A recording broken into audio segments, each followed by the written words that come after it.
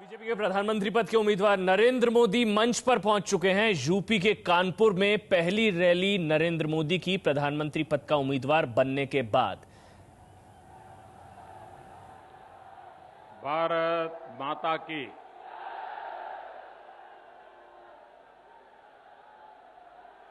आपकी आवाज दिल्ली तक सुनाई देनी चाहिए।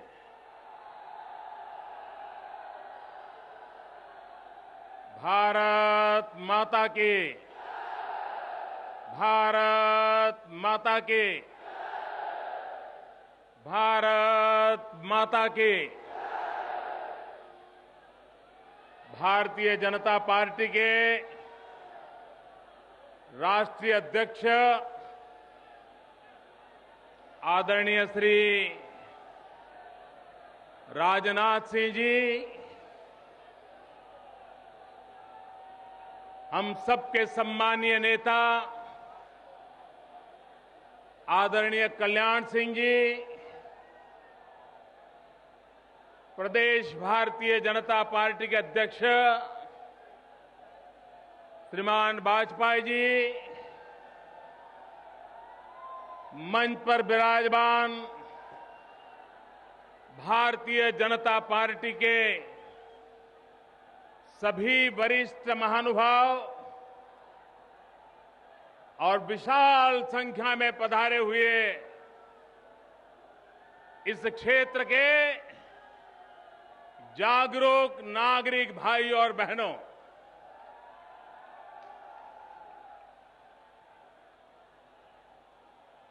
मित्रों, चुनाव में सभाएं पहले भी की हैं।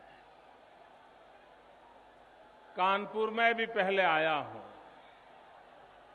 हिंदुस्तान के भिन्न भिन्न इलाकों में भी जाता हूं, लेकिन इस चमचमाती धूप में ये जो मैं मानव सागर देख रहा हूं,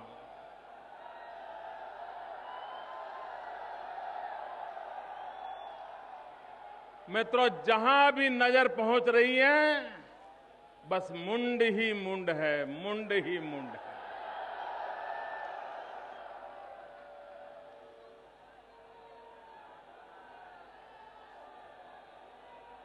मित्रों,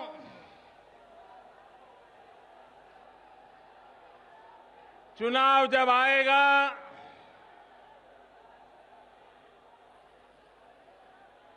तब तो आप अपना कर्तव्य दिखाएंगे ही,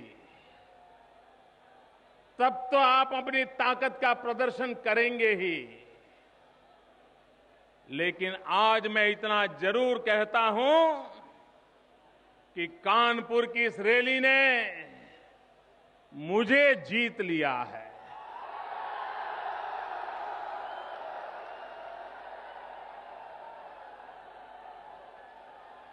पलक पावड़े बिछा करके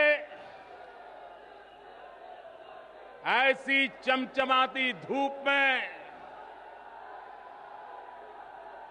आपने जो स्वागत किया है, आपने जो प्यार दिया है, भाइयों बहनों, मैं आप सबका अभिनंदन करता हूं, आपका वंदन करता हूं।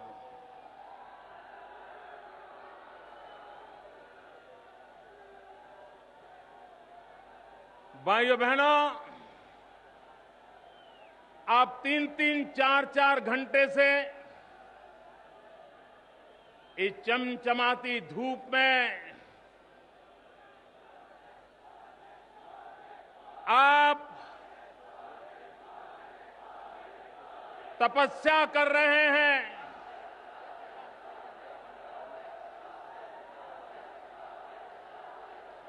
इस चमचमाती धूप में आप जो तपस्या कर रहे हैं, मैं आपको विश्वास दिलाता हूं,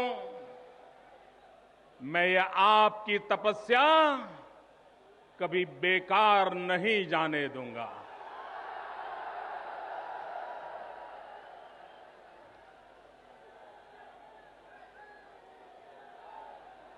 मित्रों, मैं देख सकता हूं हिंदुस्तान के कोने कोने में ये प्यार उमड़ रहा है। उस प्यार के साथ इस देश को तबाह करने वाले कांग्रेस पार्टी और उसके साथी दलों के प्रति जनता जनार्दन अपने गुस्से का भी प्रकटीकरण कर रही है। आप जब जयकारा बुलाते हैं, वो जयकारा देश को तबाह करने वाले लोगों को सजा करने का संकल्प लेकर के आता है।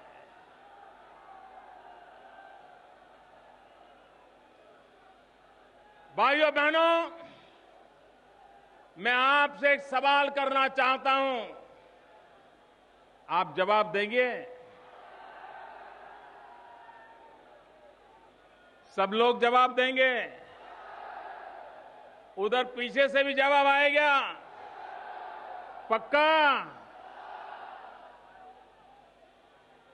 भाइयों बहनों, आप लोगों ने जिस कठिनाइयों में जिंदगी गुजारी है, जिस मुसीबतों में जिंदगी गुजारी है, जिस संकटों से आपने जीवन को पार किया है, क्या आप अपने बच्चों को भी ऐसी ही जिंदगी जीने के लिए मजबूर करना चाहते हो? आप अपने बच्चों का भविष्य बदलना चाहते हो? आप उनके भाग्य को सुनिश्चित करना चाहते हो?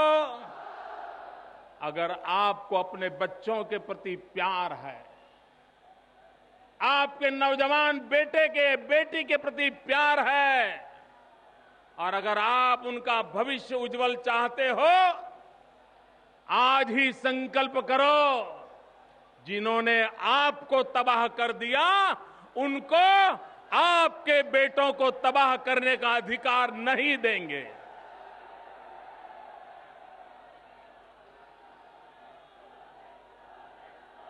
भाइयों बहनों, एक किस प्रकार से चुनाव आते समय झूठे वादे करना, जनता जनार्दन को मूर्ख बनाना, जनता की आंख में धूल झोंकना, पिछले 60 साल से कांग्रेस पार्टी ने और उसको साथ देने वाले दलों में इसमें मास्टरी हासिल करके रखी है। और हर चुनाव में वे अगले चुनाव की बातें भुला देते हैं और एक नया सगुफा छोड़ देते हैं।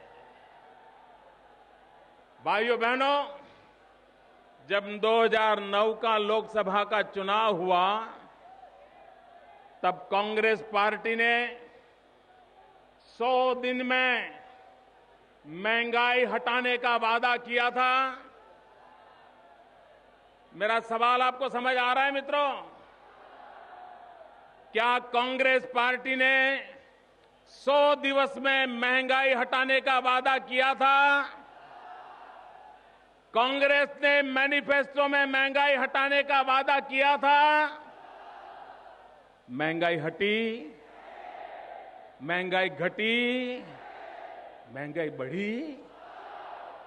जिन्होंने वादा खिलाफी की है, क्या उनका हिसाब चुकता करोगे कि नहीं करोगे? चुन चुन करके ऐसे लोगों को साफ करोगे कि नहीं करोगे? भाइयों बहनों, क्या हालत कर दिया इन्होंने? आज गरीब के घर में चूल्हा नहीं जल रहा है, बच्चे आंसू पी के सोते हैं, रात रात रोते हैं और मां बच्चों की हालत देख करके असहाय होकर के रात भर बिलखती रहती है। ये सरकार जो गरीब के घर में चूल्हा तक जले इसकी अगर चिंता न कर सकती हो और जिस प्रकार से महंगाई बढ़ती चली जा रही है, मित्रों, क्या कभी भैया आपका ये बैनर नीचे रखो, पीछे वालों को दिखता नहीं है। आपका प्यार मुझे मंजूर है, ये बैनर नीचे रखो मित्रों। औरों को क्यों पीछे परेशान करते हो? प्लीज जरा इनको समझाइए जो बैनर ऊपर करके बैठे हैं, जरा नीचे करो भैया, नीचे करो बैनर को। मेरी बात वहां सुनाई देती है? हाँ, नीचे कर दीजिए, पीछे औरों को परेशानी हो रही है भैया।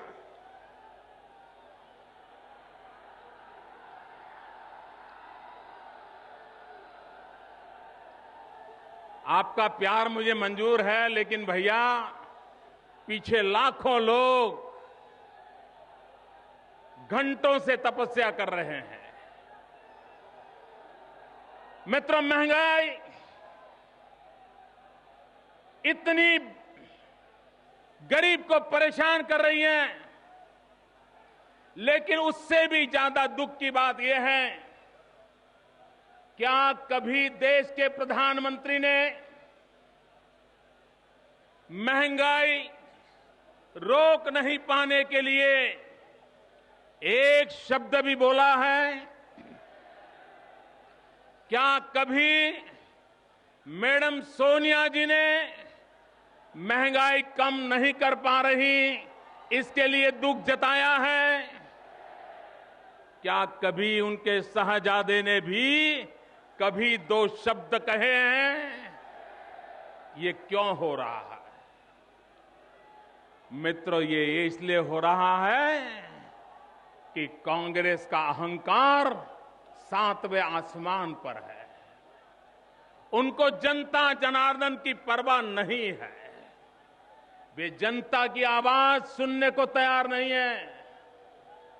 वो अपने अहंकार में जी रहे हैं। अगर गलती हुई, कमी रह गई, जनता जनार्दन की अपेक्षाओं में खरे नहीं उतरे, तो कम से कम लोकतंत्र में उनका दायित्व बनता है कि वो जनता के पास जाएं, जनता को कहें कि हमने कोशिश की लेकिन महंगाई कम नहीं हुई। लेकिन भाइयों बहनों, ये इनका अहंकार इतना है कि उनको जनता जनार्दन की परवाह नहीं है। भाइयों बहनों, मैं आपसे सवाल पूछना चाहता हूं, जिनको आपकी परवाह नहीं है, क्या उनकी परवाह करनी चाहिए? क्या ऐसे लोगों को सजा करनी चाहिए? और इस चुनाव में ऐसे लोगों को ऐसी सजा करो, ऐसी सजा करो, आने वाले दिनों में सालों तक हिंदुस्तान की जनता के साथ ऐसी बेवफाई करने की हिम्मत इस देश का कोई भी दल न कर सके।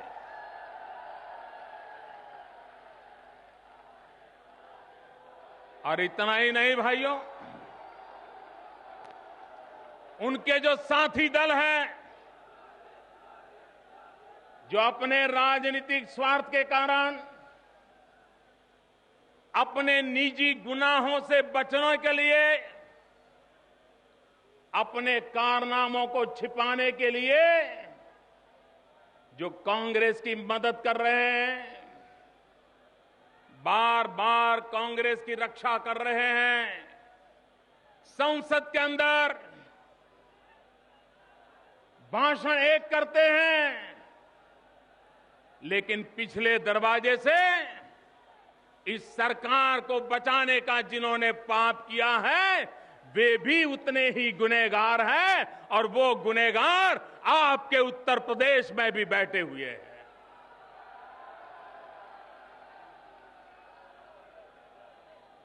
अभी आदरणीय राजनाथ सिंह जी 1857 के स्वातंत्र संग्राम का जिक्र कर रहे थे। यही कानपुर, यही मेरठ, यही झांसी 1857 का स्वातंत्र संग्राम का नेतृत्व इसी धरती ने किया था। और उस हमारे पूर्वजों ने ब्रिटिशरों से हिंदुस्तान को मुक्त कराने का संकल्प किया था। इसी कानपुर की धरती से आवाज उठी थी कि ब्रिटिशरों से हिंदुस्तान को मुक्त कराया जाए। भाइयों बहनों, आज फिर से कानपुर से आवाज उठनी चाहिए, कांग्रेस मुक्त भारत का नारा लगना चाहिए।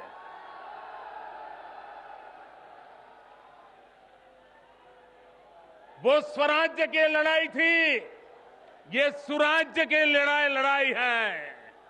60 साल से देश सुराज्य के लिए, गुड गवर्नेंस के लिए, अच्छे शासन के लिए इंतजार करता बैठा है। लेकिन भाइयों बहनों, अटल बिहारी वाजपेयी के कालखंड के उन 6 सालों को अगर निकाल दिया जाए, अटल जी के नेतृत्व में देश ने जो विकास किया था, उस कार्यकाल को निकाल दिया जाए तो आपको नजर आएगा सिवाय तबाही के इनके खाते में कुछ नहीं आता है। और इसलिए भाइयों बहनों, इस देश का संकल्प होना चाहिए कि न सिर्फ कांग्रेस पार्टी, लेकिन उनके सारे चक्के बक्के, उनके साथीदार, उन सबको भी आने वाले चुनाव में हिंदुस्तान की राजनीति में नीचे धकेल देने की आवश्यकता है। तभी जाकर के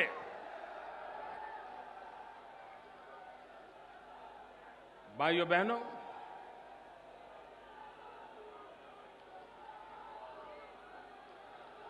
आज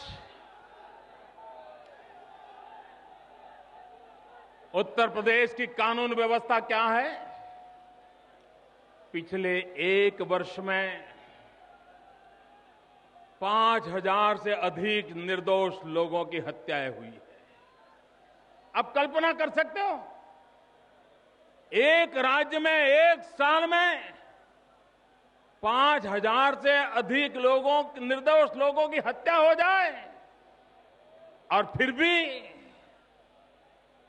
उत्तर प्रदेश की सरकार अपनी वोट बैंक की राजनीति में अपने खेल खेलती रहती है। और मैंने सुना है इन दिनों जिन पर आतंकवाद के गंभीर आरोप लगे हैं, ऐसे लोगों को भी जेल से रिहा करने के कारनामे तैयार हो रहे हैं। क्या भाइयों बहनों, ऐसे लोगों को जेल से छोड़ना चाहिए? क्या कानून को कानून का काम करने देना चाहिए? क्या वोट बैंक की राजनीति के लिए ये देश की सुरक्षा के साथ खिलवाड़ करना चाहिए? क्या उत्तर प्रदेश में जो ये प्रवृत्ति चल रही है, इनको करारा जवाब देना चाहिए कि नहीं देना चाहिए? और इसलिए भाइयों बहनों, मैं आपके पास आया।